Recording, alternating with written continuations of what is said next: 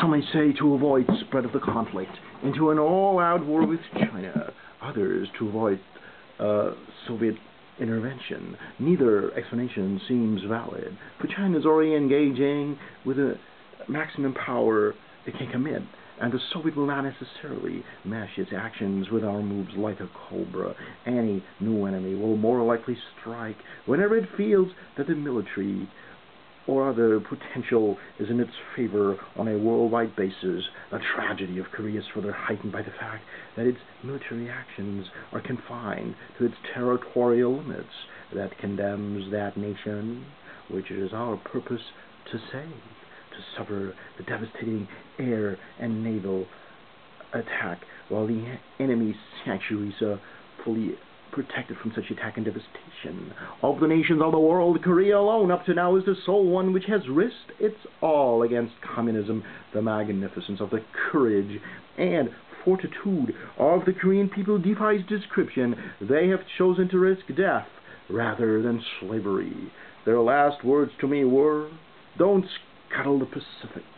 I have just left your fighting sons in Korea.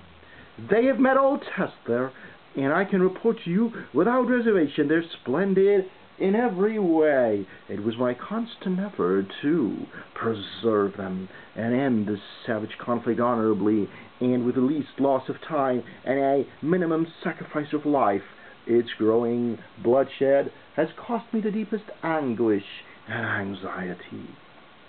Those gallant men will remain often in my thoughts and in my prayers always. I'm closing my 52 years of military service. When I joined the army, even before the turn of the century, it was the fulfillment of all my boyish hopes and dreams. The world has turned over many times since I took the oath on the plain at West Point, and the hopes and dreams have long since vanished. But I still remember the refrain of one of the most popular barrack ballads of that day, which proclaimed most proudly that old soldiers never die, they just fade away. And like the old soldier of that ballad, I now close my military career and just fade away.